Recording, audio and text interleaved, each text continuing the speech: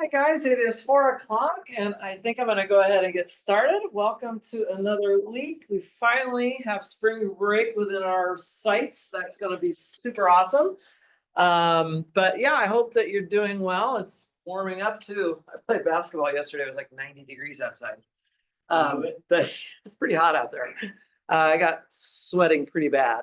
Um, anyway, I hope you guys are doing well. Let's just take a quick moment to inventory where we're at. Yeah, I did finish grading your exams last night. And you might be wondering, well, why did I not post up the scores yet? It's because after I got done grading, of course, I had to add the points, the extra credit for the video that you did notes on, and then I had to add extra credit for the quiz that you had done. So I did all of that too. But then I actually decided that I just kind of decided the exam had just like a little bit too many questions. Like it was a lot. There was a lot there. And as I was grading, I was like, man, this is taking me forever to grade. I wonder why that is. Well, there's only one person I have to blame, and it's me. Because there's a lot of questions there. So what I decided to do is I was going to give everybody kind of a mulligan, basically a freebie question. So what I did is I went through and I found whichever problem you sort of did the worst on, like lost the most points on, and I just upgraded it for free to full credit.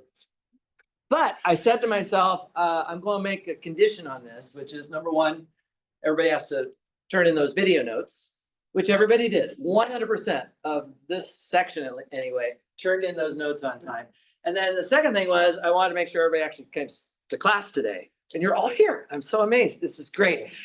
So I am going to give you guys all that extra points, but I didn't want to post the grades and then have to change them because somebody didn't show up to class or something like that. So I will post them up later today, and I'm going to give you your exam back today. By the way, you must make sure you take your exam today out of this room, because if I still have it, I'm going to probably forget that you were here, and then I'm going to say, oh, he didn't come to class or she didn't come to class, so I have to take off the free points. See what I mean? So the free points were for coming to class and turning in those video notes. So make sure that you don't leave without your test, because that's how I'm basically taking attendance today. Just for today. I don't usually take attendance, but I'm basically doing it just for today. I always like to see who's coming. Anyway, other than that, a couple other things. I have class until 8 o'clock, and then I'm going to hang out at my office for a little while, but I'm going to leave a little early tonight. So if you have any questions for me, try to come by as soon as possible right after class, so I can kind of get out of here a little bit on the earlier side. There is nothing due tonight in terms of homework. The next homework assignment will be due on Friday, and I'm going to be here, of course, in class on Thursday to answer questions about it. All right. So, and the homework for Friday is just covering section 6.3, which is on the kernel and range of a linear transformation. That's what you guys took those notes on from that video. So you've already got at least a little idea about it, but we're going to, of course, practice it a lot more today. I'm going to give more examples and try to build off of what we already know. So that's kind of the game plan. Pretty easy week, to be honest. Just this one assignment. It's only got one section of problems on it, and they aren't that bad. I'll take questions on that on Thursday. If you start early, you can ask me questions Thursday in class. And I am going to be gone during the spring break. I'll be out of town. I probably won't have all my office hours. It's kind of a break for me too, I guess. If I need to, I'll add some hours, but I'll probably just give everybody a chance to take a little bit of a break. And then when we come back after spring break, we are very close to going back to the differential equations again. We only have 5 weeks to go when we come back from the break. And so we'll spend the majority of those 5 weeks working on the differential equations again. So that's exciting. We are really making really good progress through the semester at this point. So that's all really, really good news. So yeah, I appreciate you guys watching that video for me. I've recapped sort of the big picture setup of it over here, which is that if you have a linear transformation from V to W, so we're in chapter 6, right? If you have a linear transformation from V to W, and I should mention that this is really today we're talking about 6.3, and eventually I'll start talking about 6.4. if you're wondering what happened to section 6.2, we are skipping that one. So don't have to worry about 6.2. That's for another class. 6.3 though is about the kernel and the range of a linear transformation. Okay, so the kerr of T and the range of T. And the kernel of T is a subspace of V, and the range of T is a subspace of W. So these are two very important subspaces that we can associate to a linear transformation. And I tried to draw a little picture here. I probably should have used some colors, but anyway, the kernel of T, those are the vectors that you can plug into the transformation and spits out 0. Now, remember, we have our 0 vector check that we can use. And so we know for sure that the 0 vector will go to the 0 vector. That the T of 0 has to equal 0. So at least the kernel of T will have the 0 vector in it. But there could be other vectors that are also in that kernel of T. It's an entire subspace of V, right? So those are all of the vectors in V that get sent under this formula for T, whatever it is. It has to be given to you, of course. Whatever the transformation is, if you apply T of V and you get 0, it means that V was in the kernel. Okay, and most of that video that you watched was me showing some examples of calculating the kernel of a linear transformation. Okay, by the way, I should probably show that this one is a subspace of V, and this I did not do in the video. Actually, I don't know if you noticed the sneaky thing I did with the midterm, but I actually put the kernel of T into the midterm. You may not have realized it at the time. I didn't need to say the word kernel of T. I never said it was kernel of T. I just said, you remember the problem that was basically let S be the set of vectors such that T of V equals 0? Yeah, I asked you to show that it was a subspace. And subspace of V, as we see here. And needless to say that it was not that great. It was probably not my, again, this is why I was feeling bad. It's like, oh, I got to give like a mulligan problem or something. So I'm going to show it to you now because most people did not do that particular problem the way I was envisioning it. So let me try, okay? I'm going to try to convince you that the kernel of T is always a subspace of V. All right, so let's just, I'm going to put a little asterisk here.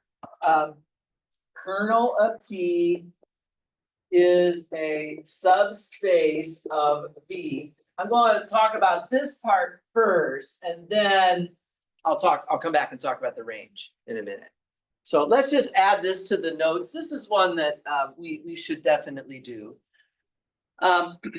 I could stop and check the 0 vector check if I wanted to, but I don't really need to do that. I'm just going to go straight into closure under addition and closure under scalar multiplication. So people did a good job on the exam of recognizing that they have to show that these two closures hold for something to be a subspace. Okay, but the write-up of this has to be done very carefully. So I would like to write it out for you. So if I want to prove closure under addition, that means I have to start with two vectors that are in the kernel of T already, right? So let's come up with some names for those. Let's just let V1 and V2 be elements of the kernel of T. And again, in the exam, I didn't call it the kernel of T. I just called it S, but it's really what it was. And what I want to ultimately do is show that V1 plus V2 is still in the kernel of T. That's what closure under addition means. Okay. Now, before I actually look at V1 plus V2, I want to just lay out what this means so far, right? If I tell you that V1 and V2 are in the kernel of T, then doesn't that just mean that T of V1 is equal to 0 and T of V2 is equal to 0, right? That's what it means. That if you transform either V1 or V2, you get 0. Yeah, that's exactly what the kernel of T is. I'm just using this, the definition over here of what the kernel of T is. By the way, this kernel of T thing is super important. Really, really big deal. Okay, so we've got T of V1 equals 0. We've got T of V2 equals 0. What I would like to show is that V1 plus V2 is in the kernel of T. And that would mean that if I transform it, if I transform V1 plus V2, I should get 0. So in the exam, a lot of people were just writing equals 0 right away. But actually, you need to take another step first, which is if I see T of V1 plus V2, what's the knee-jerk reaction? How can you rewrite that one? Exactly. This respects addition, right? T respects addition. It's linear, right? T is linear, so it respects addition. So this is just T of V1 plus T of V2. And T of V1, we already wrote it down that it was equal to 0, and T of V2 is also equal to 0. So just that little W is just reminding us that it's the 0 vector of W. Okay, and then what is 0 plus 0? That's 0, right? And so this is what we were hoping for.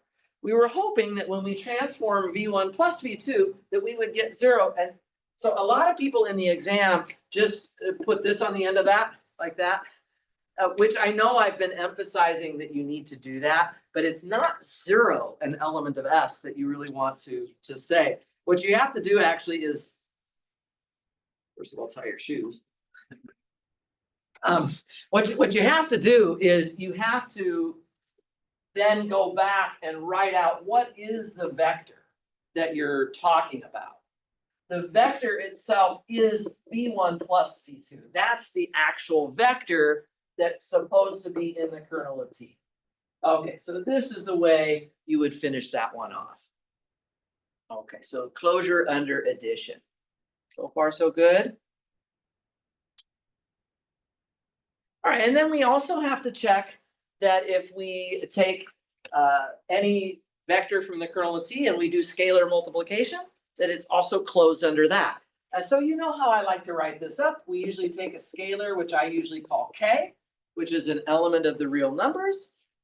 And we're going to grab, let's say, V1 as above. So we just take that same vector from above.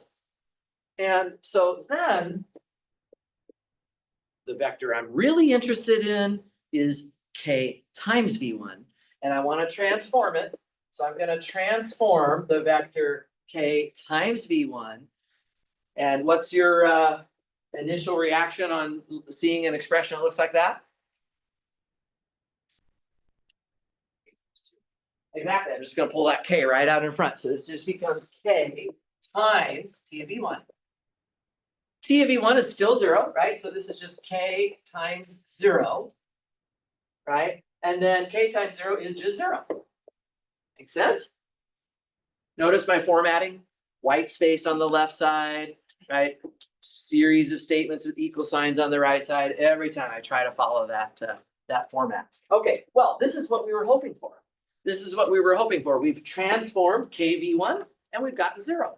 That means that KV1 is in S. All right, so the kernel of T is a subspace of V. And that means that we can ask for a basis, we can ask what's the dimension, and we can do all those other concepts from chapter 4 can be applied now with the kernel of T. Is that a hand, Edgar? Yeah, please. Oh, I'm sorry, it should not be S. That should not be S. That should be the kernel of T. I'm still thinking about the exam. I wrote it on the exam as S, but yeah, it's the kernel of T. Thank you. Any other slip ups here? Hopefully not. Okay, so the kernel of T is a subspace of V. It's going to have a basis. It's going to have a dimension, and I did a bunch of examples in that video, right? I'll review those examples in a minute, but before I do that, I also want to talk about the range of T.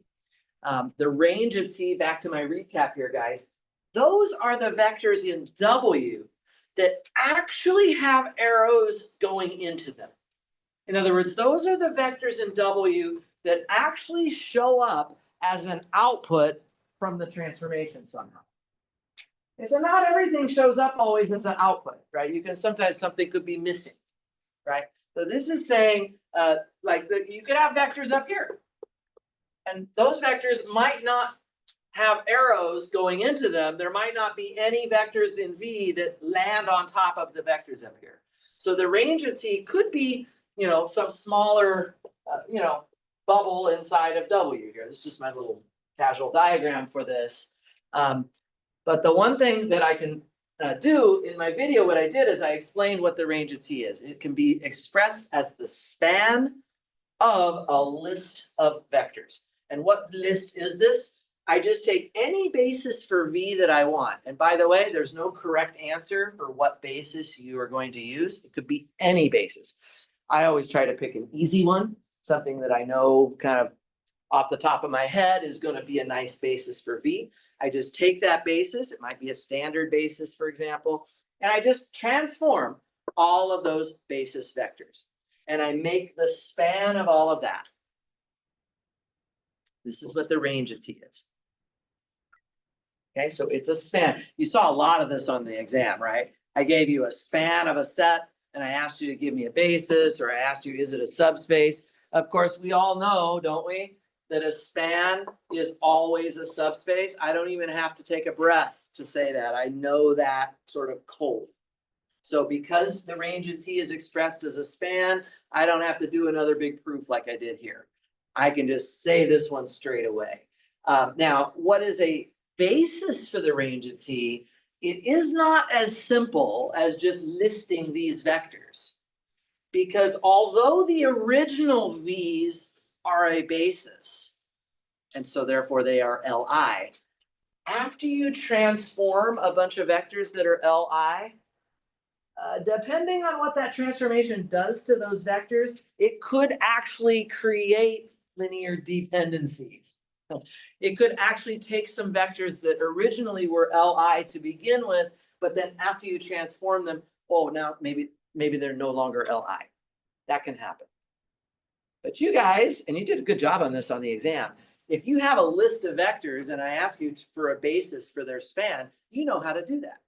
You take each vector, you lay it out into the columns of an augmented matrix. You augment that matrix with zeros because you're going to just check, are these vectors Li? And you bring it into row echelon form, right? You guys all did this last Thursday. If there's unpivoted columns in the row echelon form, those are the columns that give you free variables, which you do not want, right? So those are the vectors you get rid of. So you take this list of vectors and you might have to throw some of them away, okay, to reduce it down so that you have a basis for the range of T. That's the idea. So if I give you a linear transformation, I can ask you to give me a basis for either the kernel T or the range of T. It's a very standard question. And in those videos that you guys were so kind to take notes on and get done ahead of class, I did 4 examples. I have put those all on a handout for you. I used to come into class and write this on the board, and it would take me like 20 minutes just to write this down. And I was like, I can't keep doing this. I'm just going to make a handout. So why don't I just send those back. I'm going to pass this out so you have something to refer to. You don't have to take notes on this. You can just kind of watch and enjoy if you'd like. And let me. Yes, I do. That's what we're looking at right here. Everybody doing okay? Yeah. Any questions so far? Yeah, so that handout should be making its way back. Somebody asked me, is this in Canvas? It is. So if you lose this piece of paper, you can find it in the, it's in the special handouts folder. Let me actually try to show you where that is. Go. Well, where is it? Let's see. Ah, yeah. So here's the special handouts folder. So you have all these random handouts. There's one that says kernel-range examples. So right there in this special handouts folder is where you'll find it. And it's just this document, which I've just passed out. And all that's on here, guys, is a summary of those examples from the videos that you watched over the weekend. So, you might remember a little bit about these because I know you just watched this. I started off with an example from R3. going to M2 of R. And of course, I made up this formula. I have to give you this formula. I think we did this one about 2 weeks ago, and I was right at the start of chapter 6. I said, let's just check that this T is linear. Now in section 6.3, I'm not going to stop so much and be checking the T respects addition and scalar multiplication. I'm just going to give you these formulas and just sort of say, take my word for it. They will be linear, right? So if we know that T is linear, then we can talk about the kernel, and we can talk about the range. Right, and so I've got this in a 2-column format. To figure out the kernel of a transformation, what you should have picked up from my video is that the way that you do that, guys, is you just set the transformation equal to the 0 vector. Okay, because that's what it says here, right? T of v equals 0. This is kind of the key equation. So you're going to take T of whatever the vectors that are plugged in look like. In this first example, R3, the vectors have 3 slots, A, B, C, right? And then I'm going to set that equal to 0, 0, 0, 0. Of course, we have the formula for how to evaluate T of ABC right here. If I set that formula equal to the 0 vector, it's going to create equations involving the A, B, and C, the input variables. In this case, just one equation, actually, because so A minus B plus C has to be 0, but so does negative A plus B minus C, but this is just the negative of this one. So you don't really need to write them both down. You can just write down the one equation here, guys, and then you've got 2 free variables.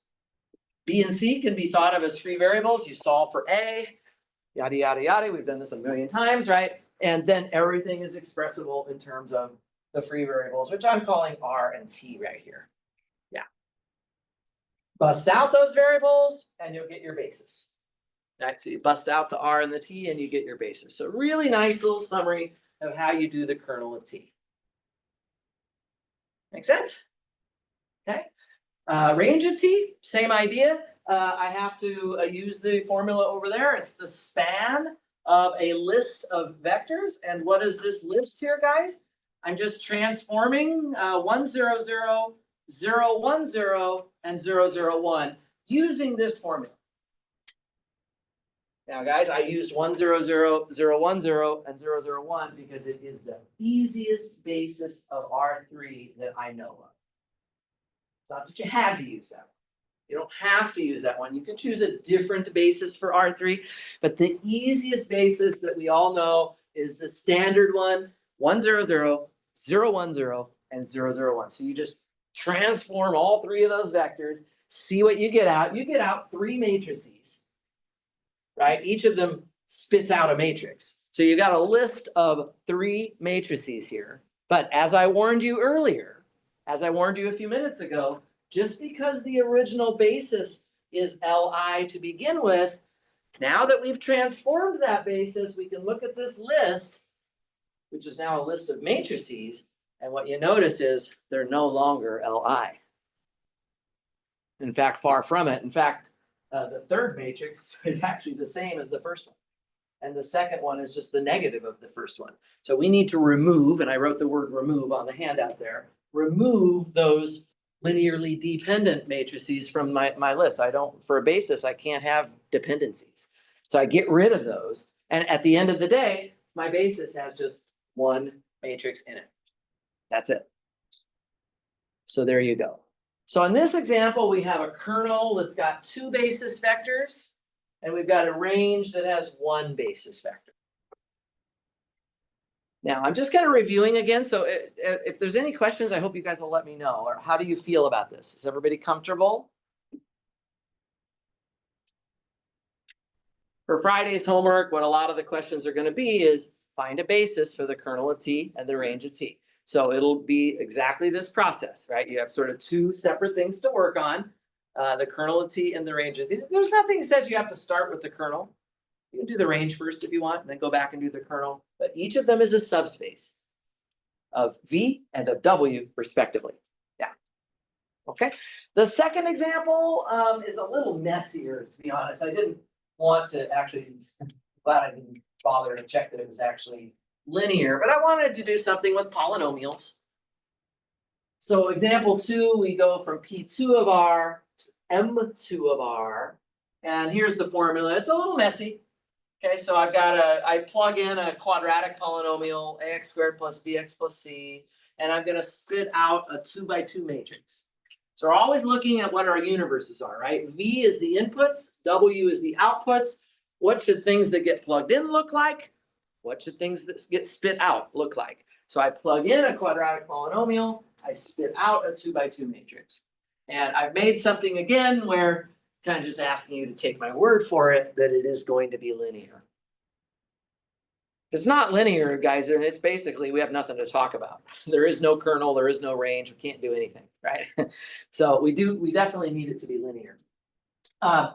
So again, to find the kernel of T, I just set my transformation equal to the 0 vector. And again, the 0 vector is just 0, 0, 0, 0, the 2 by 2 0 matrix. And this time, when I match up the corners of my, if I look at the output here, if I match up the corners of that 2 by 2 matrix with the 0, 0, 0, 0 matrix, I actually get 4 equations. So that first example, which I just went over at the top of the handout, only gave me really 1 equation to think about. Here I actually end up with 4 equations to think about. And I've got to solve all of them. By the way, they're all set equal to 0 again. I always get the question, isn't this just the same thing as finding a null space? Yeah. And I'm like, yeah, it basically is, right? If you had a matrix and you wanted to find the null space of that matrix, you would just, take these equations, put them into a matrix, augment it with zeros, and solve it by back substitution. It is actually the same thing. But in this case, again, kind of skipping some of the EROs, there's only 1 free variable this time. And that means that when I bust out my free variable, I only get a 1-dimensional kernel. There's only 1 free variable to bust out. The number of free variables, as you guys know, always lines up with the dimension of the space that you are considering. Yeah. Okay. The range of T, notice what basis I took for P2 of R. I took x squared, x, and 1. Again, it's an easy basis to work with. I don't have to use that basis, but why not make things as easy as possible? So I actually have to transform x squared and x and 1. And that involves putting in the right numbers for a, b, and c into the form of the ax squared plus bx plus c.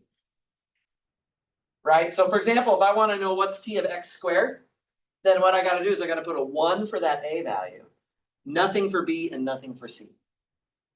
So I put in 1 for a, 0 for b, 0 for c, and that's going to tell me t of x squared.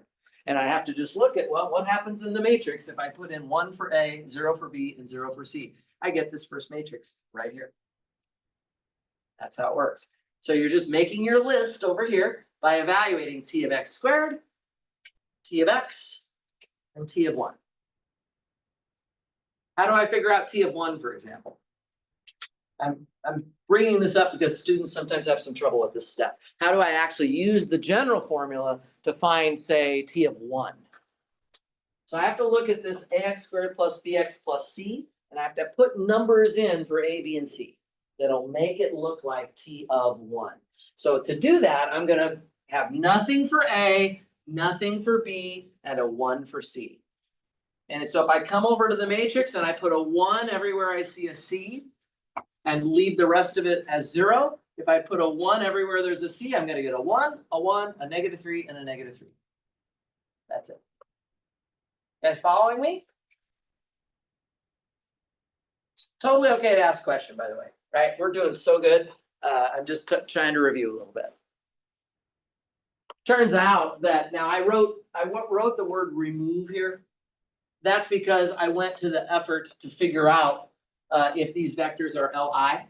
That's always, so you lay them out into the columns. By the way, those columns are just the same as these columns.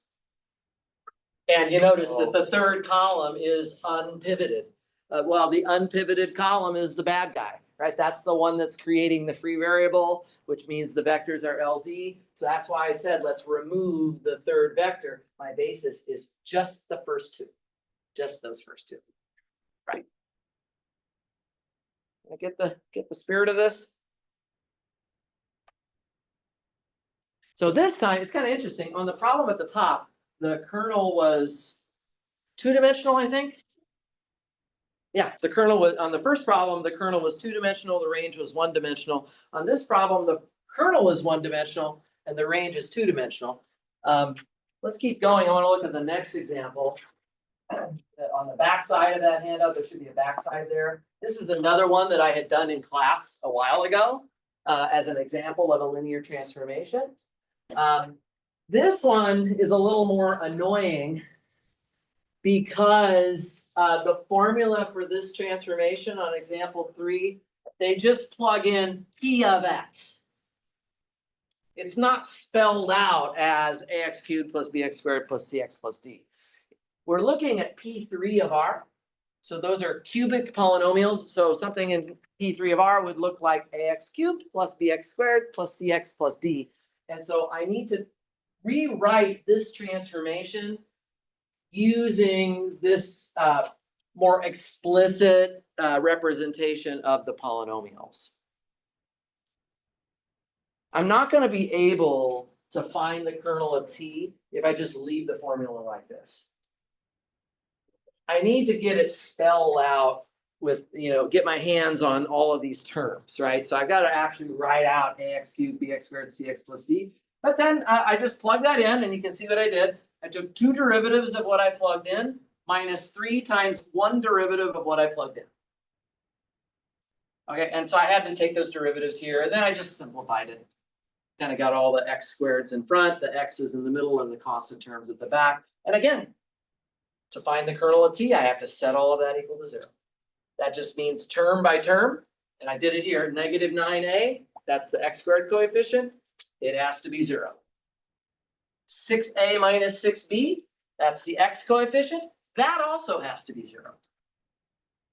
Again, why am I setting these all equal to 0? It's because the 0 vector of P2 of R would be 0x squared plus 0x plus 0. That means when you're matching up this output with the 0 vector of P2 of R, you're making all of those coefficients 0.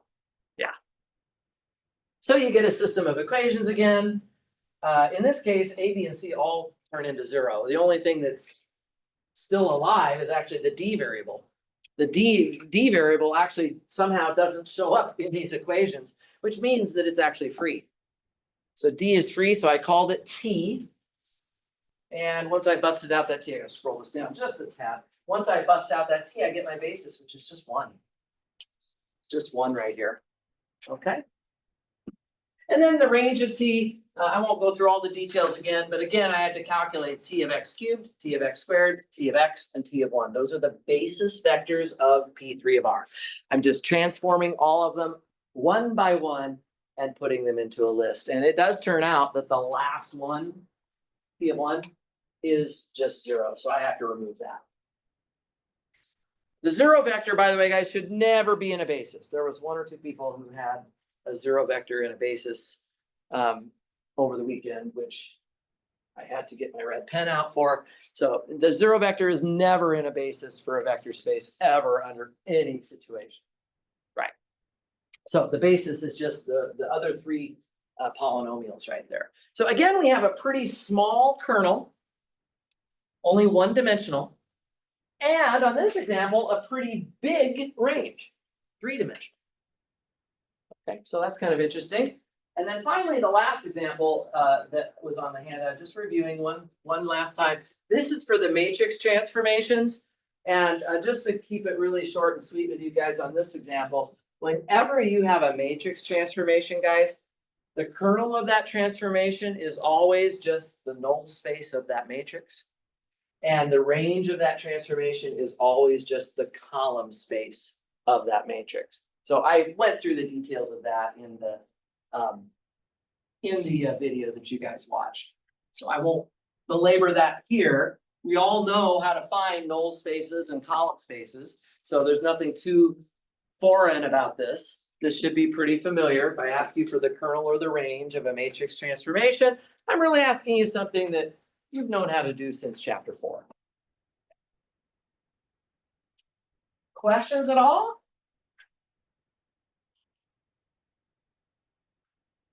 Well, let's do one more. I've called this warm-up problem number 5, just so that it follows 1, 2, 3, and 4, which are the ones on the handout. Let's try one more to kind of warm up with something we haven't seen yet. And then I think we'll be ready to start making some bigger observations. Okay. So here it is. It says find bases for the kernel of T and the range of T. And the problem is T is going to go from M2 of R mapping to R. And the formula for the transformation right here, TF A, B, C, D. So this time I'm going to plug in a 2x2 matrix. And I'm going to spit out just one real number, which I'm going to use A plus 5D. Okay. So let's try and work this out. Is everybody ready for this? Yeah. Okay, so let's start with the kernel. Doesn't matter, we could start with the kernel or the range, but let's just start with the kernel of T. So I'll do this first. And so we know how this works, right? What we do is we take T of A, B, C, D, and we're going to set that equal to the 0 vector. Now, in the world of the real numbers, the 0 vector is just the 0 number. And so that's how I find the kernel. I'm going to try to solve for A, B, C, and D. The only thing I can do so far is just replace T of A, B, C, D with, sorry, T of A, B, C, D gets replaced with A plus 5D. And that is set equal to 0 here. And guys, that's basically your only equation. We could put it into a matrix, and that might not be a terrible thing to do. If I was writing it as a matrix, it would look like this, because don't forget that there are 2 other variables sort of lurking in the background, which are the B and the C. They just don't show up in the equation that we have. So we have zeros for those coefficients. But you can see that I have 3 free variables and 1 leading variable, which is A. And I'm not even going to change my variables to R, S, and T this time. I'm just going to leave them as B, C, and D. And so A is just negative of 5D. Okay. And so what is my kernel of T? Let me see if I can just put it right here. Well, I'm gonna make a mistake on purpose right now and see if anybody can catch me. It was a mistake I did see on the exam too. So let's see if anybody doesn't like this. So I'm gonna make my kernel of T. So I'm just gonna use the B, C, and D. So with this, so don't write it down yet, because I'm gonna tell you in a minute I'm gonna be erasing something. Would this be the kernel of T? The answer is no. What is wrong with that? Say again? Should we get rid of what? BCD? No, it's fine. These are going to be the free variables. I could call these R, S, and T if I wanted. Doesn't really matter. There's something else just more fundamentally glaring at us. Alex, do you know? Is it the busing out the variables? I will need to do that to get the basis, and that's going to be the next step. But before I do that step, I want to figure out what's wrong with this step. Antonio. Coefficients of B and C are 0, right? That's true, but that actually means that they're free. So they should exist in the vector. There's nothing wrong with having them there. They can be anything. They can basically be anything. I got a lot of hands up here. Edgar, do you want to try it? Don't you have to write it as a number set? Like as a set of numbers instead of like a matrix? What kind of, you're getting closer to the issue. The issue here is that the kernel of T is a subspace of V. What is V on this problem? M2 of R. So anything that's in this kernel should look like a 2x2 matrix. I shouldn't be writing it as 4 slots in a column like this, right? So what I needed to do is organize this in the proper manner, looking actually like a 2x2 matrix. So this is now correct. So be careful of that. I sometimes will see people, instead of writing polynomials down, they'll just have slots. And then the slots aren't, indicative of what those vectors are supposed to look like. But that's basically what it is. Now let's get the basis for that. I guess I'm gonna come over here, guys, and write it on this side.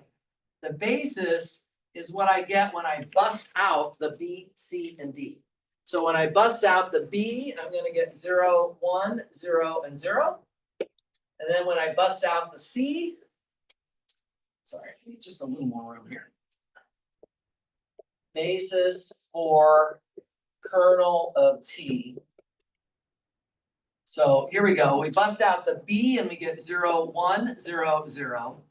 And then when we bust out the C, we get 0, 0, 1, 0. And then when we bust out the D, we actually get -5, 0, 0, and 1. Okay, so that's your basis for the kernel of T. That look all right? Okay, so it's a 3-dimensional kernel, and there's 3 free variables there. Okay, let's do the range of T. Let's do the range of T. So I think I'll do that one right here. Range of T. This has got to be the span. I've got the definition right here on the left board. It's the span of the transformation of any basis for V. Can somebody give me a nice basis for M2 of R? What are sort of your favorite 2x2 matrices that you can use that would be a nice basis? One more time. 2x2 matrix was what? The identity matrix, we could use that. I want to go even easier. Even nicer than that. Okay, I can't use the 0 vector. The 0 vector is not a part of a basis. Anthony? 1 0 0 0 1 0 0 0. Okay, just take the standard basis, 1 0 0 0, and then the next one is 0 1 0 0, and I have to put T in front of all of these. 0 0 1 0, and finally 0 0 and 0 1. I have to transform each of those matrices separately. That is the best basis I can think of for M2 of R. Okay?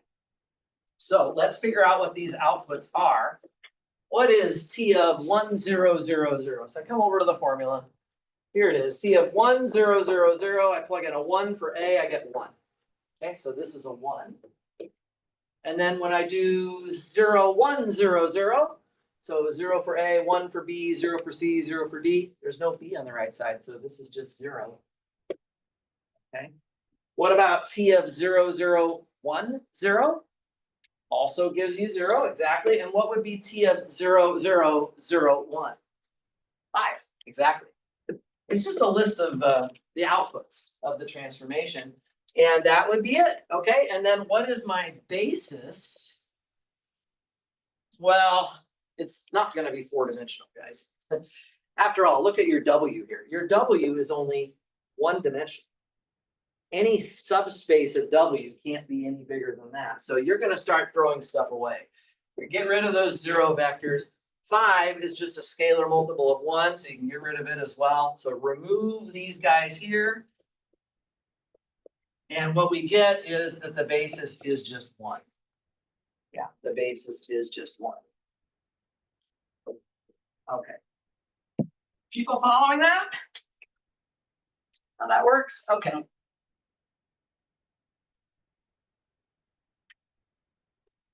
On this example again, the range was actually very small. The kernel was relatively big. Okay. So I'm talking, when I say big and small, I'm thinking in terms of dimensions. And I actually want to take a minute and look at all 5 examples that we've done so far and compare the dimensions with the kernel and the range. I want to see if we can figure anything out from this. Okay, so let's just make a quick little summary of the examples.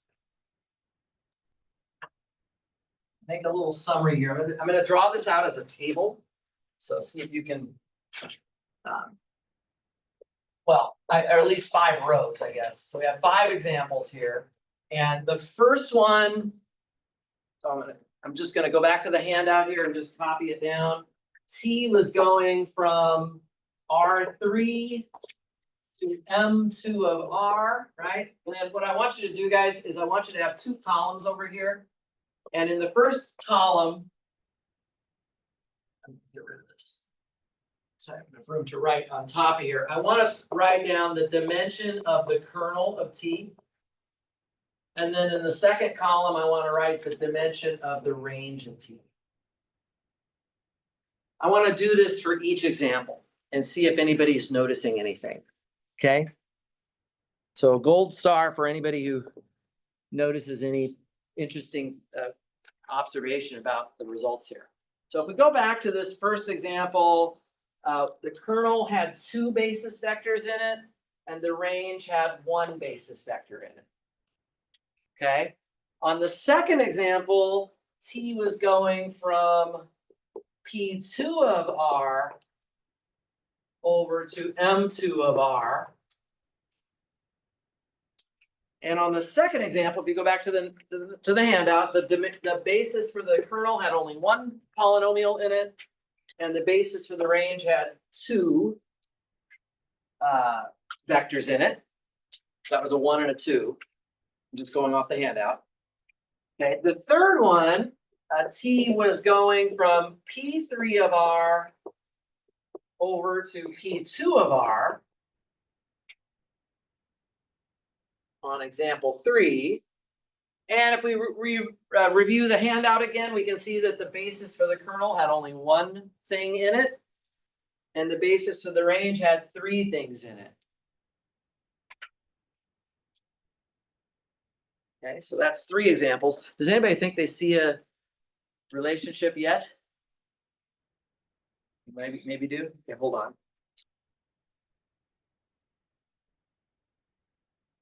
Raise your hand if you see a relationship between the numbers in the far right column yet.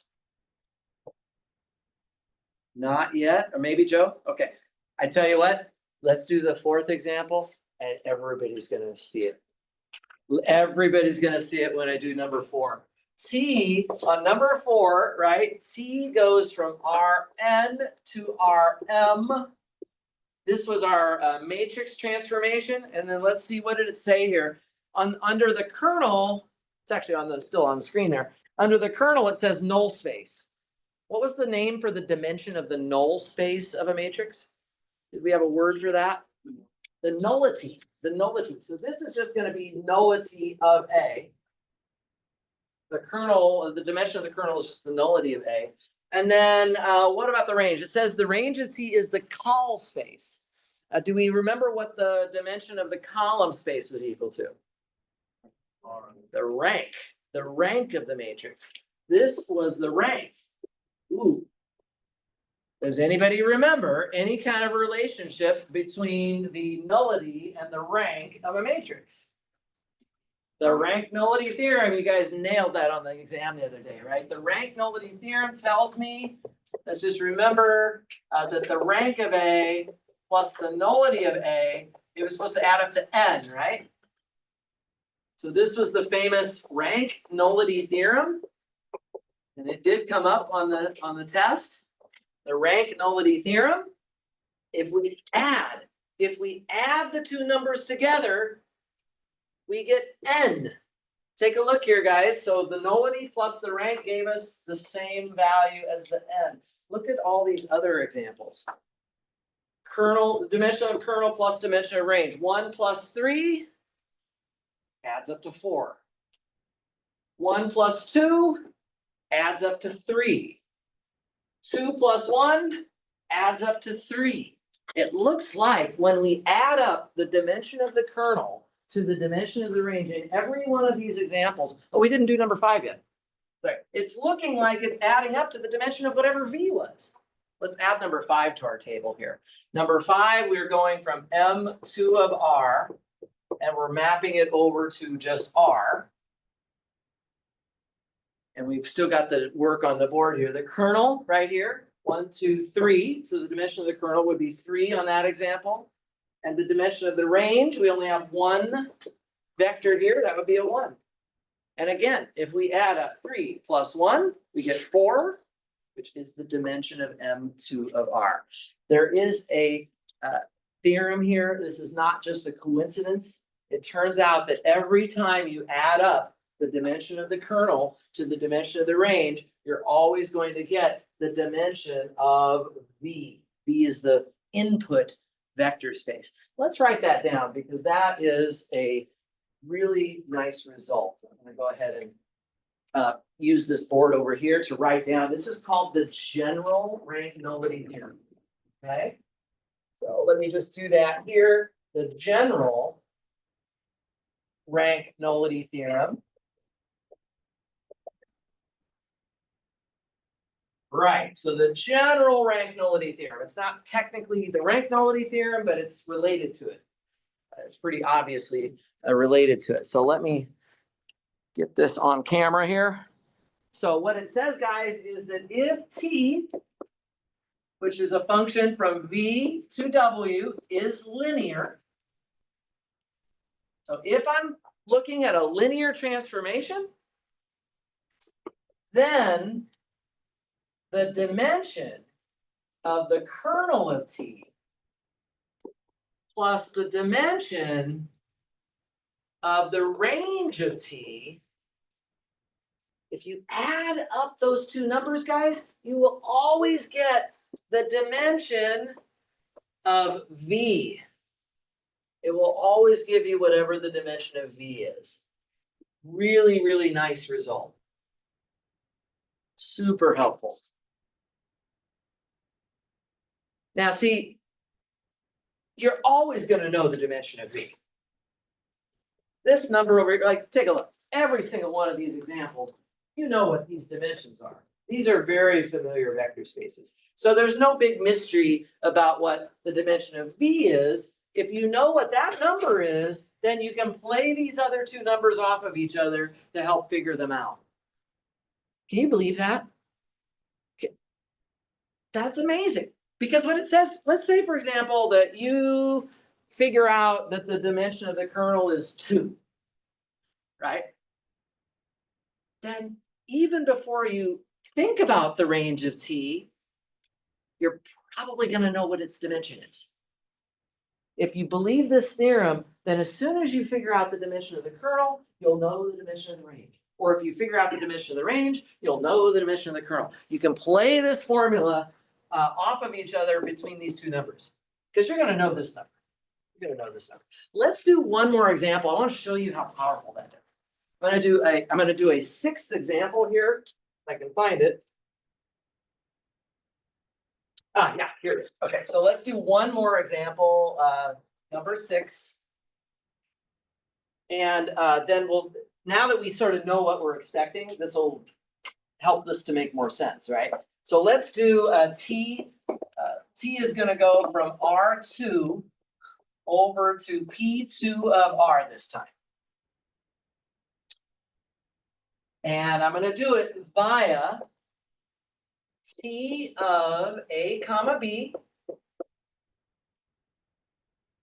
So I'm going to input 2 real numbers, and then the output has to be a quadratic polynomial. Let's use A plus the quantity B minus 2A times x squared. Just do one more example. Also, let me go ahead and add it into the table too. So T is going to go from R2 over to P2 of R, right? So see, guys, I already know that the dimension of V is 2. So I'm already expecting that the kernel and the range, their dimensions should add up to 2. So that helps me, because that means, you know, when I'm working these things out, I kind of know what I'm expecting. Let's take a look at the kernel of T. Take a look at the kernel of T. So when I'm doing the kernel of T, how do I do that again? We take T of AB, we set it equal to 0. Just doing this now for the 6th time. So we set this thing equal to 0. But what is T of AB? It's A plus the quantity B minus 2A x squared. And we're setting that equal to 0, which if I want, I could write it as 0 plus 0 squared, just to help me see how the things are matching up. But you can see that, you know, the A is gonna have to match up with the 0, and the B minus 2A is gonna have to match up with the other 0. So that just gives me A equals 0 and B minus 2A equals 0. This is my little system right here. It's not a difficult one at all. In fact, I'm not even gonna bother to put it into a matrix. I'm just gonna solve it kind of in my head. You can clearly see that A and B are both 0. A equals B equals 0. In other words, the only vector that is in the kernel of this transformation is the 0 vector itself, right? So the kernel of T, what is it? It's just 0, 0. That's it. There's no other vectors besides that. So what's the dimension of that, by the way? 0. Yeah, I have to be real careful. The dimension is always like, how many variables do you have to bust out of your kernel? I don't see a single variable there. There's nothing to bust out. In fact, this is what's considered a trivial vector space.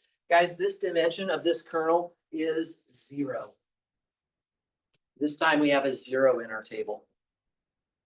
Okay, it's a 0-dimensional kernel. So if I already know that this is 0, and I know that the dimension of V is 2, because R2 is, of course, 2-dimensional, then, you know, I think everybody can solve for what goes in the box, okay?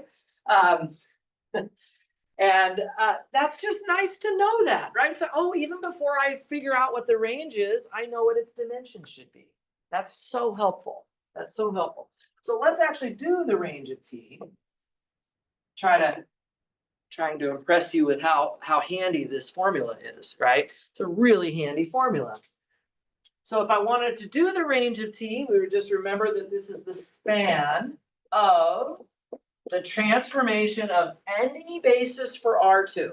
I'm going to use the easiest basis that I know, which is 1, 0 and 0, 1. So I'm going to transform 1, 0, and then I'm going to transform 0, 1. And let's calculate T of 1, 0 by using our formula. So this is what was given. You have to use the given formula here. If I plug in 1 for A and 0 for B, over here I put a 1 everywhere I see an A and a 0 everywhere I see a B. It looks like I'll get 1 minus 2x squared. Okay, and then I have to do T of 0, 1. That means I have to put in 0 for A and 1 for B. If I put 0 everywhere I see an A and I put a 1 where I have a B here, that's just a 1x squared, right? That's just x squared. Now, here's where there's a big payoff. Because remember, I mentioned this already several times, just because you have this list here doesn't make it the basis. Those vectors could be LD. Normally, they could be LD, except are they? Actually, I already know that the dimension of the range has to be 2. So if I know that it's 2-dimensional, and I know that I have 2 vectors here, that must be my basis. If these were LD, then you would remove something, and the dimension would drop below 2. And it can't do that because we already know that this number is a 2. Isn't that great? So because, guys, this is the whole power of linear transformations. I can't get excited enough about this. Somehow, because we were really good at figuring out the kernel, and the kernel is all going on the R2 side of the picture. Because we figured that out ahead of time, we actually enhanced our knowledge about what's going on the polynomial side, right? This is the way mathematicians use functions all the time, creating relationships between separate universes, and somehow knowledge about what's going on in one of those universes sort of gives us a leg up in the other universe, right? Now suddenly we have some knowledge about these two. Now I admit these are not scalar multiples of each other, and we could just say that. It wouldn't be that difficult. But let's say that there were 4 vectors here, and we knew that the dimension of the range of T was 4. Oh, I'd love to save those EROs and just say, look, these have to be Li because of what the dimension has to be. Super, super cool thing. So here the basis for the range of t is just these two polynomials. We can just literally write them down. And we're gonna go back to our table over here and put a 2 in the dimension of the range of t column on example 6 right here. So this is a nice table summarizing our 6 examples, 4 of them that were in the video that you guys watched, and then 2 more that we've just added. And all of them are compatible with this general rank nullity theorem. A really nice thing to keep in mind. Okay. Feeling really excited about this. I think this is not a bad place to take a 10-minute break. We're kind of in the middle. I'm gonna have more to say about this, of course, but let's take 10 minutes to kind of stretch out. It's 5 o'clock now, and in 10 minutes, we'll do some more stuff. Thank you.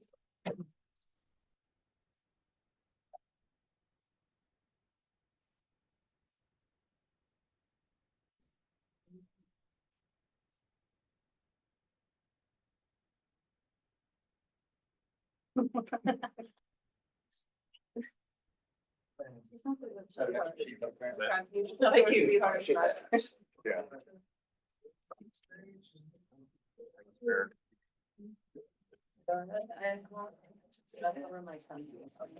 Oh, in your.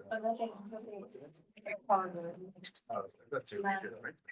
Or something like that. Yeah, it's included. I mean, it's like, yeah, it's like a big part of it, so I have to worry about it. But, That just is who you are. thanks. Yeah, yeah, seriously. Oh, yeah, but I haven't tested it.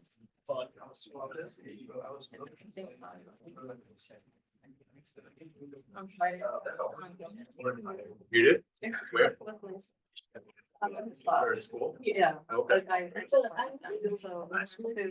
discovery queue. Oh, that's just gonna. Yeah. Is that, five? Yeah. The like the section? Yeah, yeah.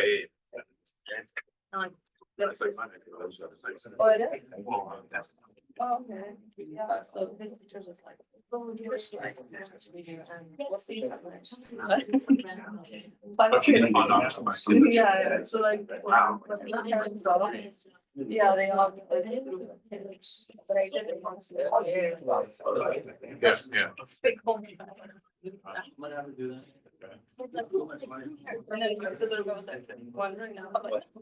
Because they were just like walking up, 5 and 6. That's all. It's good. Oh my god, my son was with me, but Yeah. it was so I don't- intense. I'm like, I don't. That's a lot. It was my first time going. Yeah, Oh, you could.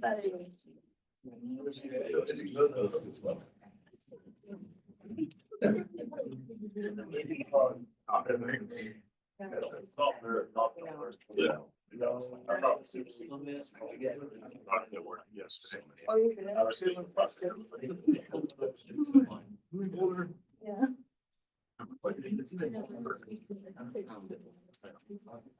That's the way. At least you You can. go. No. Yeah, I don't. She's like, I'm not. I know. Yeah. That's part of it. Oh, yeah, yeah. I don't go back to work. Yeah, maybe. Oh, yeah, yeah. But, yeah, it's really. It's one.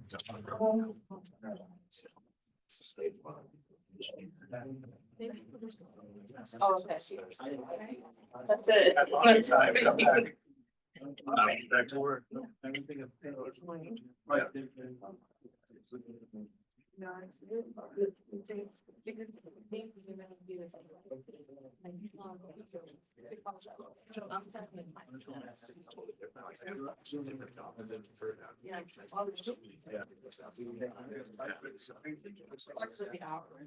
Yeah. But she.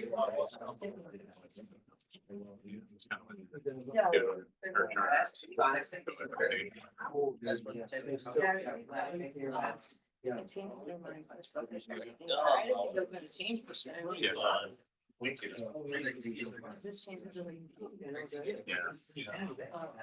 Yeah, we're, there's not producing as much anymore, so I did feeding space. Oh, wow. They might have to subdivision. Oh, that's Some- really. So. This baby, she looks like. She's like. So you're going there. So cute. Yeah. That's pretty nice. I didn't know that there. Well, it's like- There we go. She's like, oh, wordy. Or something. Why should I speak with that? Yeah, the way that you like make ready. Oh, okay. Yeah, she kind of gives like this. It's so I'm not. Yeah. Little like she's. Okay. Yeah. Yeah. We're considering giving her some. We're giving her water. Yeah. It's funny just watching her bring. Try to like, do a little straw and like suck. It's like- Yeah. She's like, it's yeah, she can't stuff there. Oh.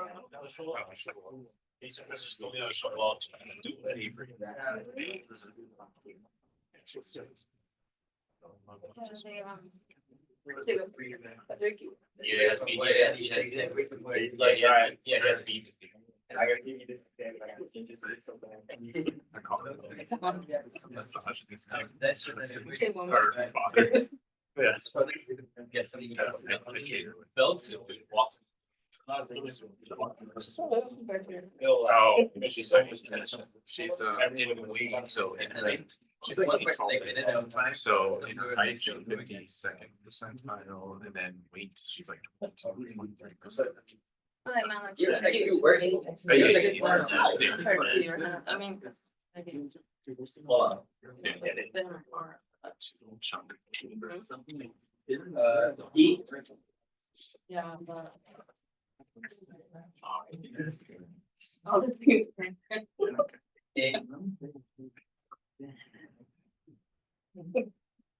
Can see that. Oh, come on. You got it. That's an easy. Don't say it. Is there clues or how they're working? Wait, this. Oh, that's so easy. You just gotta guess letters. Let's get. Must be. I don't know if it was stupid.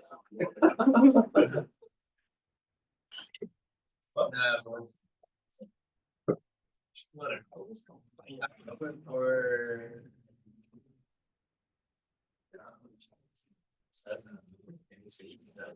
What?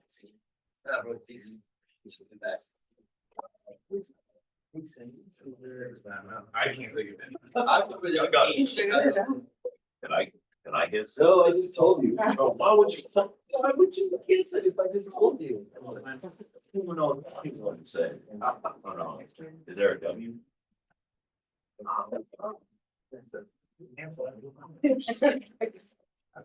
Yeah, word is. Give us a hint, bro. Give us a hint. Linear. No, algebra. It's in this. Oh my gosh. That's too easy. How much time do we have?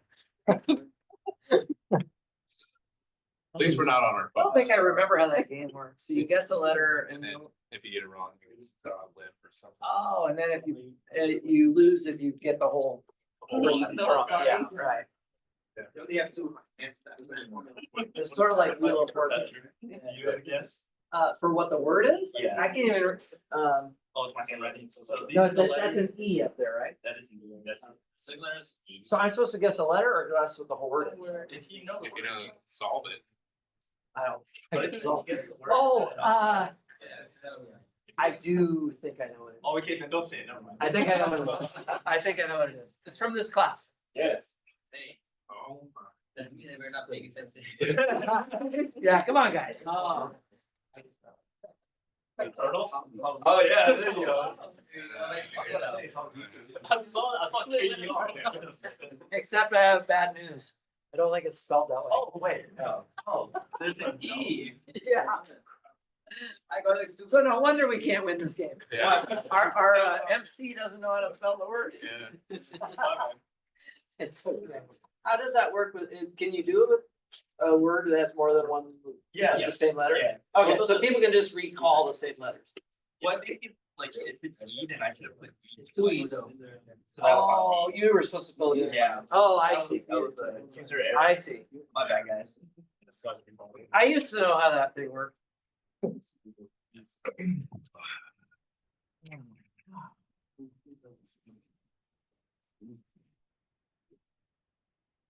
All right, guys, I think we've got most folks back at this point. I think, if you don't mind, I'll go ahead and, kind of continue. I wanted to leave the summary on the board and of course, the general version of the rank nullity theorem that we've just been exploring. This is kind of a big deal, and I think it'll be helpful for us to have that up on the board for a little while. Let me, kind of move into the very last part of what I want to say about, linear transformations. And this last part, I hope you won't take it as being like too crazy. It's mostly just putting some terminology to stuff we've already done. Okay, and it's mostly discussed in the 6.4. This is the last section of chapter 6 that I want to talk about. And this is going to work out beautifully, because it means that, we come back from spring break, we will start a new chapter. So I guess we have Thursday, we might even start it by Thursday, but we'll see. We'll be kind of at a good place to take a break, I think. So, what I want to do here is, talk a little bit about a few definitions. Like I said, it's mostly just terminology that I want to give you here, guys. So here is, the first one. So the first one is that, sorry, before I get to the first one, just as usual, let T go from V to W be linear. So we're assuming we're in the context of a linear transformation. And then here is the first new word for now. If the kernel of T is equal to just the zero vector. Okay, in that case, we say that T is 1 to 1. And you can sometimes just draw 1-1 on that if you want to make it easier to write it. So a 1-to-1 transformation, that just means the kernel is 0. Okay? Won't be surprised that the next definition is about the range. And for the range, we have another word. So if the range of T is the entire W. Remember, the range of T is actually a subspace of W. But if it actually equals the entire W, that's possible, then we say that T is onto.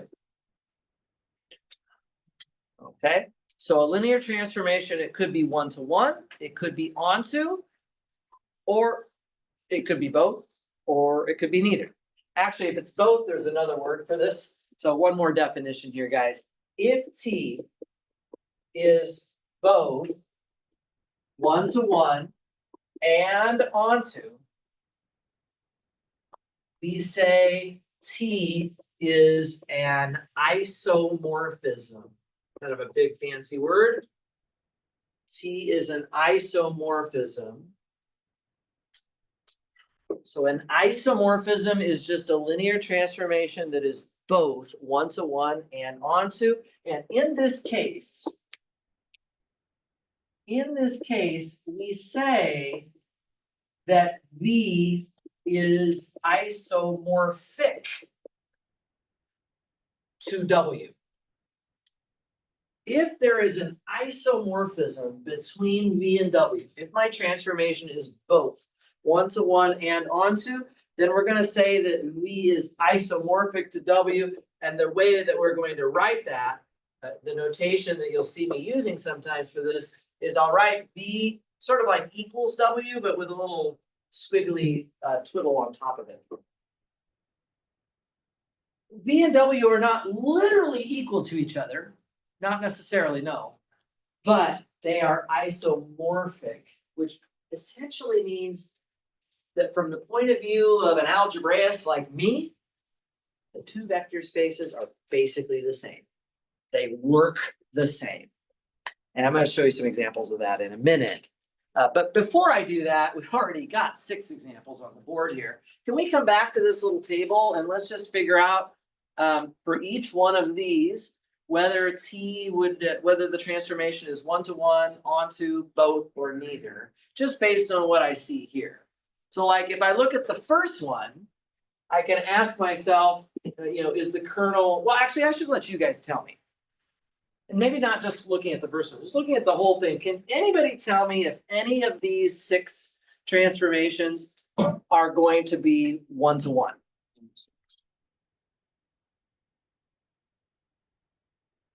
One to one just means the kernel is 0.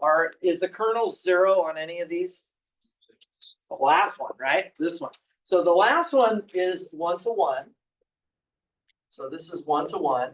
But none of the others are, except possibly, of course, the matrix might have a nullity of 0. If the matrix had a nullity of 0, then it would be 1-to-1. The fourth one here, right, kind of depends on what A is. So I can't really classify that one, but the others we should be able to. So number 6 is 1-to-1. The rest of them are not. Right? If the dimension of the kernel is 2 or 1 or 3, those are not going to be 0, right? What about onto?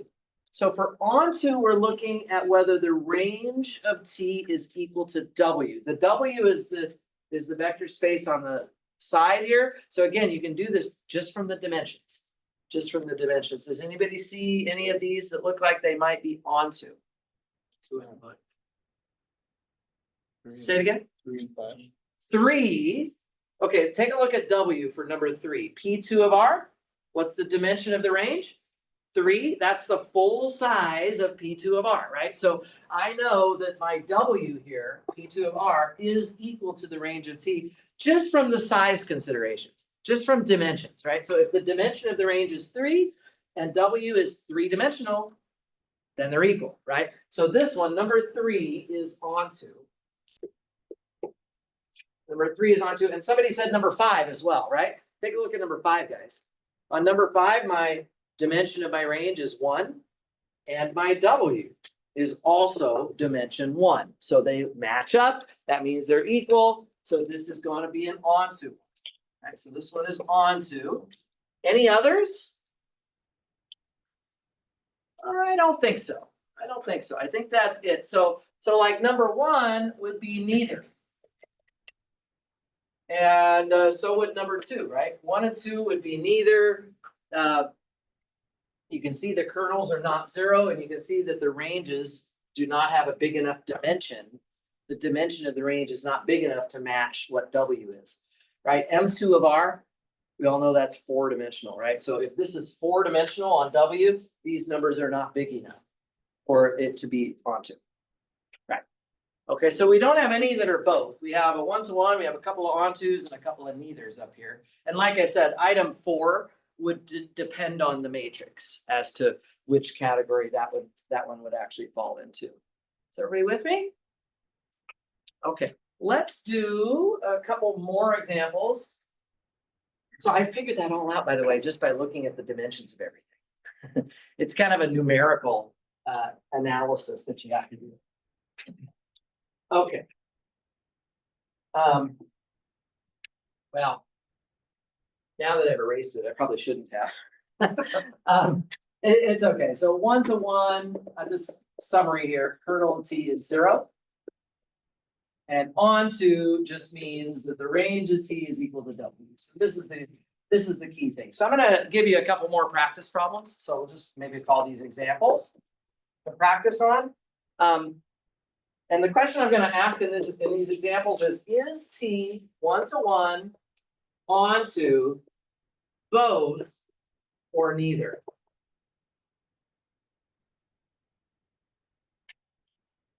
By the way, I suppose that question kind of sounds familiar, doesn't it? That type of question. Just did it on the exam, didn't we? Is SLI spanning set both or neither? Remember that? You remember how you could always cross off 2 of the wrong answers immediately? We can do that here too. I'm gonna show you in a minute. It's very similar.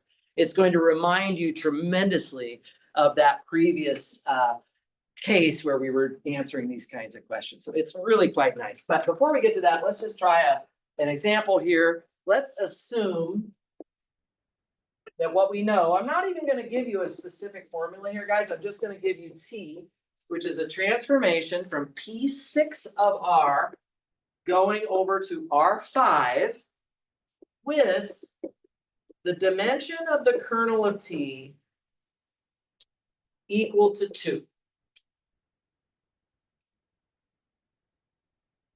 So I'm doing something a little weird here. I'm not actually giving you the formula for the transformation.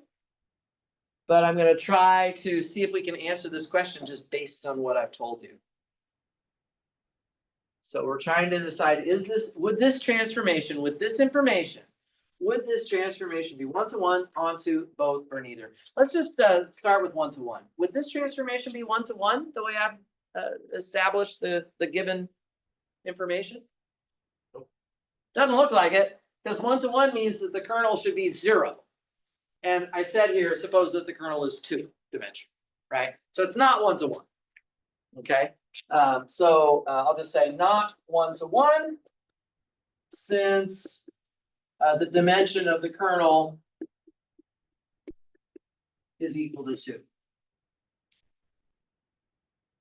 So the next question is, would it be onto? Milton, you're shaking your head yes. Can you help us understand why? So onto means that the range of T is equal to W. How come you know that? With I of R5 and it's 2 plus 5 equals 7. So you're using the general rank nullity theorem. Right, so the dimension of the kernel is 2.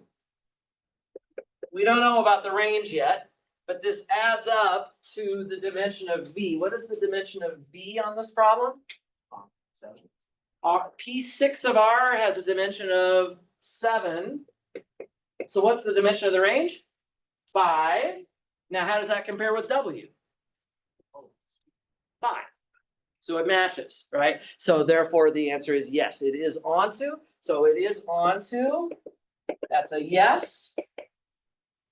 And what's the reason? What we can do here, guys, is we can just say the dimension of the range of T is equal to 7 minus the dimension of the kernel of T. I'm just using the general rank nullity theorem to solve for the range. And that would be 7 minus 2, which is 5, which matches the dimension of W. So the range and the W are the same. And so, yeah, it would definitely be onto. Really good. It's not 1-to-1, but it is onto. I like it. It's good to me. So far, so good. Okay, that was more of an abstract question. I didn't actually give you a transformation. I just wanted to kind of review again the general rank nullity theorem. Let me give you another one that's more concrete. Let's do one more example here. This will be number 2. Example 2. Let's assume that T goes from R2 to R2 via, well, this is going to be a matrix transformation. So T of X equals capital A times X. So we've seen this kind of transformation before. It's called a matrix transformation. And I'm going to give you a matrix here. The matrix A that I'm going to give you is going to be the matrix 1, 2, and then the second row is 2, 4. It has to be a square matrix. Or in this case, it has to be a square matrix. It's 2 by 2 because of these numbers. That gives us the size of the matrix here. And I'm going to ask the same question. Is it 1-to-1, onto, both, or neither? So let's try to remember the kernel of T. So start my solution here. We just have to remember, how do the kernel and the range work when you have a matrix situation? just remember how that works. The kernel of T is just the null space of the matrix. That was one of the examples that I went over in that video. The kernel of T is just the null space. Okay, and how do we do the null space? Well, we just take our matrix, and as you know, we augment it with zeros here. I'm just going to show you briefly how you calculate it. So to do the null space, we augment our matrix with a column of zeros, like I've done. And of course, I can see immediately with some EROs that the second row is just a multiple of the first row. I'll just cross it off. Circle my pivot here. Guys, always circle your pivots. Still some holdouts on that from my recent grading session. So make sure you're always circling those pivots. And what you can see here is that you will have one free variable. So if I call these X and Y, then Y would be free, just call it T. And then I could solve for X by just using the first equation, and it will be -2T. And if I bust out that variable, I can get my basis. My basis here is going to be, if I bust out the T, I'll just get the vector -2 and 1. All right, so what's the dimension of the kernel?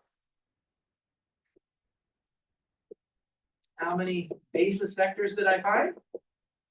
Just one, right? Just one basis vector here. My guess is I'm not even going to have to do the range. I mean, technically the range is just the column space, but I bet you we won't even have to do it. Okay, so let's start asking the question: is it 1-to-1, onto, both, or neither? So 1-to-1, is the kernel equal to 0 here? No, so it's not 1-to-1. And onto would mean that the range would be the full R2. Well, what would be the dimension of the range? What? One, right? Because the kernel plus the range, right? We have the formula. The dimension of the, so right now we have a 1 plus something adding up to 2, right? So the kernel is one-dimensional, the R2 is two-dimensional. So what's the range? It's a 1, right? Well, that's not big enough for W. W is actually two-dimensional. So the range of T is not equal to W here. And so actually this would be, so let's just write this down. The dimension of the range of T is also 1. So this one would go into our table as an extra. I guess my table is sort of dying over here. Go into our table as an extra, but it would be 1 and a 1 on this example. This is just an extra example here, number 2 from this list. And so they're both one-dimensional, and so that's a no on the 1-to-1. It's also a no on the range on the onto. So this one would be neither. This one would be neither. Oh, that's what I was looking at. Thank you so much. You know, there's actually a bit of a general principle going on here that I can maybe show you about. That's kind of interesting. Just a general fact. I really love this stuff. Absolutely super stoked. Half the time I'm like, do we have to go back to differential equations? But then when we do that, I always love that too. It's all good stuff. Here's a fact. It's kind of interesting. Given T from Rn to Rm via T of x equals Ax. In this case, we already know what the kernel is. It's just the null space of this matrix. We already know what the range is. It's just the column space of this matrix. But I would like to give you a one-size-fits-all characterization here for when that T will actually be an isomorphism. Now, isomorphism, this is going to be a little tricky. So for an isomorphism, okay, so quick detour. I'm so excited. I want to kind of derive the explanation. the vector space V is n dimensional. You don't need to write this down, just kind of appreciate the observation here. The n is over here, right? These two numbers are gonna add up to n. Now, if it's going to be an isomorphism, then we know that that means it's 1-to-1 and onto. 1-to-1 means that the kernel is 0, right? So the kernel would have to be 0, and so you can see from this equation that that would mean that the range would have to be n-dimensional. And in order for it to be onto, that would actually mean that the W would have to be n-dimensional. But the W is m-dimensional, the way I have set this up. So actually what this is going to mean is that T is an isomorphism if and only if m equals n, that's one thing. Now, if m is equal to n, then of course that means the matrix is a square size. Well, just having a square size matrix isn't going to guarantee that it's an isomorphism, and we have a beautiful example here that shows that, all right, I had a square matrix, but it was neither. Does anybody think they might know what it is about the matrix that has to be true for it to be an isomorphism? And something is not true about this one. This one didn't work. This gave us a neither. There's something bad about this matrix.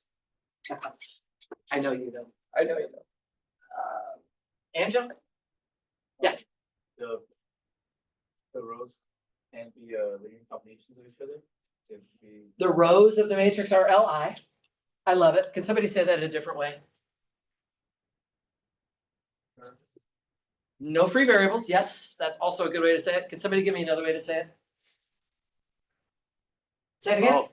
Invertible. Oh gosh, I love it. Yes. M is equal to n, and A, which is now n by n, is invertible. And Angel, what you said is exactly the same as this. So this is exactly right.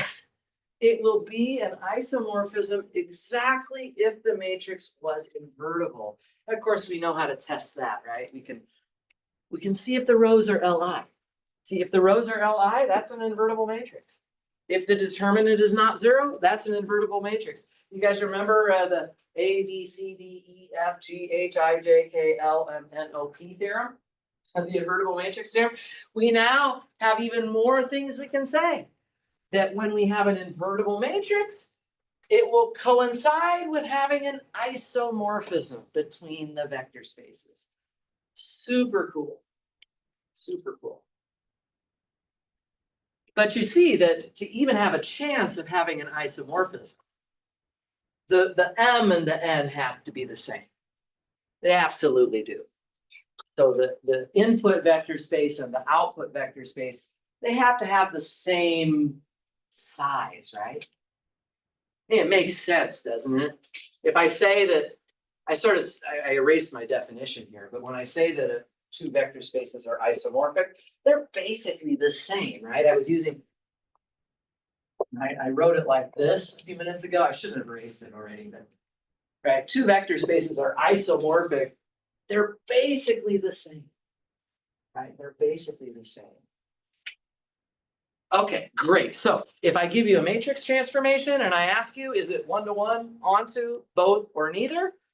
You can take a look at your matrix, and if it's invertible, you know that it is both. Remember, isomorphism just means both. There's actually some other facts that go along with this that are worth writing down. I think I'm going to do it right here.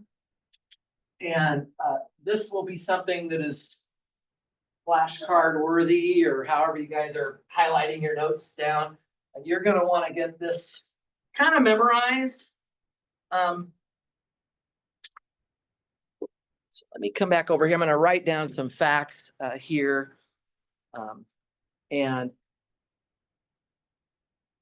by the way, just a quick comment came into my head. I don't know if you guys realize this. So we're doing quite well. And also the spring break is kind of a little bit late. So we are not going to have another midterm until early May. And between now and then, we're going to have an entire week off. And I just want to caution you, so some of this stuff here, when you get to early May, the stuff in chapter 8 and 9 is going to be super fresh. We're going to be doing those chapters. It will be close to the end of the semester. But this stuff is going to feel pretty old by that time. So make sure you're getting some notes down on this, because you're going to, a month from now, you're going to say, oh gosh, before spring break, he talked about isomorphisms and the general rank nullity theorem. And you're going to need to go back and review it. There will be some space in between here. So just something to caution you about a little bit. I'm not saying there's anything wrong, nothing to worry about, but it will feel, because I've seen this happen in the past where students are like, wow, we learned that stuff about kernel and range a long time ago, and now it's on a test finally. So it's just the way the timing kind of lays out. So I was just thinking about that, because I was just thinking, here's something that you probably want to have on your study sheet. These facts right here, okay? And there's going to be 3 of them. And the first one just says, if the dimension of V is bigger than the dimension of W, then T cannot be 1-to-1. And then off on the side in parentheses, I'm going to say that it might be onto. It's not a guarantee, but at least has a chance. So if the V is a bigger vector space than W, right? Then, so that would be like examples 3 and 5. 3 and 5 here. V is bigger than W, then it might be onto, but it cannot be 1-to-1. In this case, it turned out that it was onto, right? Number 5, this one, again, cannot be 1-to-1, might be onto, it was onto in this case. So that's something to keep in mind. The other way around, if the dimension of V is less than the dimension of W, then T cannot be onto. And it might be 1-to-1. So that just turns everything around. So in both of the first 2 examples, the V was smaller than the W, right? Dimensions of the inputs were 3, the dimensions of the outputs were 4. These turned out to be neither. Both of the first 2 turned out to be neither. We did get a 1-to-1 example here though. Right? Again, V was smaller than W, and in this case, the kernel was 0. That's 1-to-1. And finally, if the dimension of V, item 3 here, guys, if the dimension of V is equal to the dimension of W, then T is both or neither. And of course, when I say both, just to remind you again what the word is, that means T is an isomorphism. So isomorphism is the case of both. So like our extra example here, V and W are both the same dimension. They're both the same dimension, so the correct answer had to be either both or neither. In this case, it was neither. It was neither because the matrix is not invertible. Determined it as 0, right? This matrix is not invertible, so it turned out to be neither. If it had been invertible, then the answer would have been both. Right, so that's how you kind of distinguish. So how do you decide whether T is both or whether it's neither? Well, you figure out if it's a case of a Rn to Rn, you can just take the matrix and figure out whether it was an invertible matrix or not. And that's pretty much going to answer the question for you. Okay. So these facts all can be proven from this general version of the rank nullity theorem. I think I'll maybe not delve too deep into the actual proofs of these, but these are facts you will want to know. If V is bigger than W, you can rule out 1-to-1 immediately. If V is smaller than W, you can rule out onto immediately. Right? And so this is definitely I mean, you guys know how handy that was on the exam with that 4-part multiple choice question to sort of know if K is bigger than the dimension of V, they can't be Li. If K is smaller than the dimension of V, they can't span V, right? And if it's the same number, then it's both or neither. This is very similar to that. This is a very, very similar kind of a thing. Okay, the last thing I want to do here, and this is really it for chapter 6, is to just construct some isomorphisms really quickly. So do a couple of examples of that, and then I think we will be good. So let's try and do this. Let's try to construct an isomorphism. So this is a little bit different kind of question. Construct an isomorphism T going from M2 of R over to P3 of R.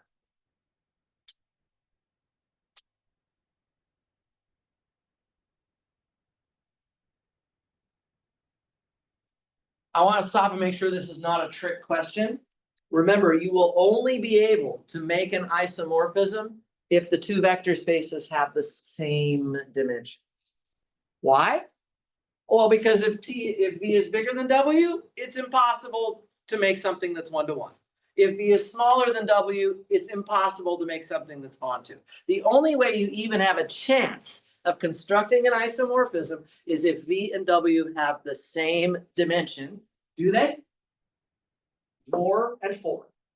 Beautiful. So it's both or neither. I can't just assume that I'm going to have an isomorphism with anything I write down. I got to do this kind of carefully. There are many answers here. And what we're really looking for, this is a little different. Most of these other problems, guys, I gave you the transformation. And then I started asking you questions about it. Here, I'm asking you to write down the formula. Construct it. Make the isomorphism. So in other words, if I was to plug in, let's say A, B, C, and D,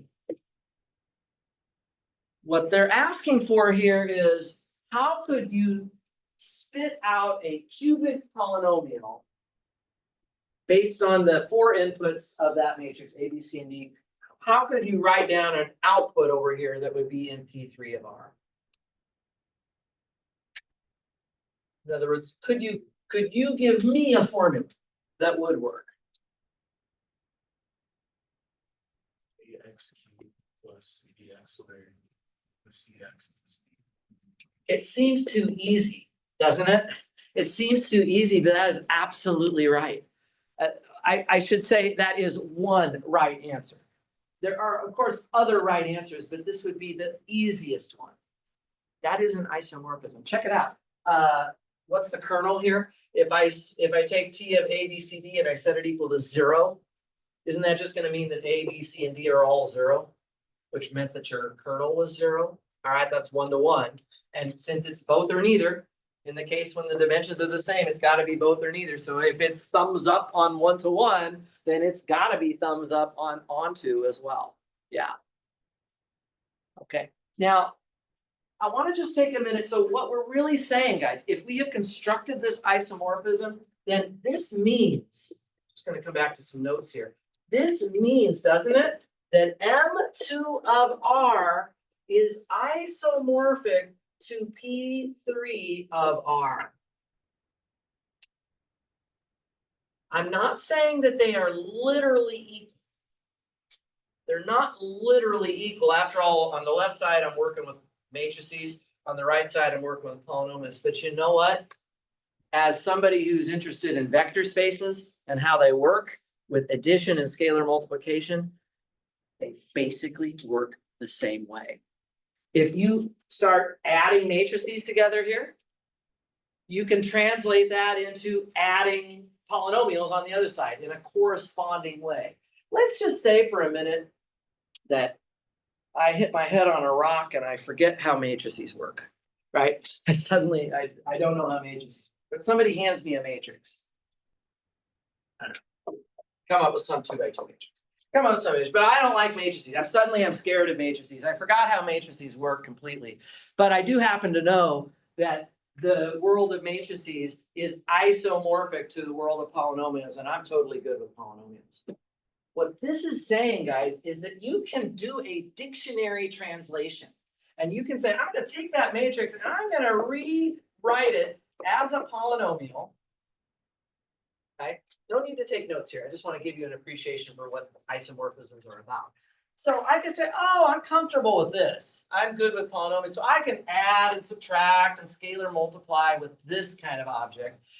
And then when I'm all done with whatever my problem is, I'll get some final answer on this side that looks like a polynomial, and I'll just translate it back to a matrix again. And I'll hand the matrix as the answer to the problem.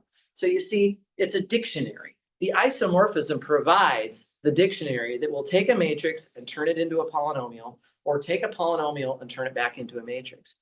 By the way, I saw people doing this. You guys have been using this dictionary. Some of you have been using it illegally on the exams, because what I'll see people drawing slots. Like something like that. And what they really meant to do is like the one we did earlier where I said, you know, should it be written as a column or should it be written as a 2x2 matrix, right? Technically, it's all the same information, right? What I know here versus what I know here versus what I know here versus what I know here, it's all the same. This one, by the way, would be R4. And R4 is also isomorphic to both of these.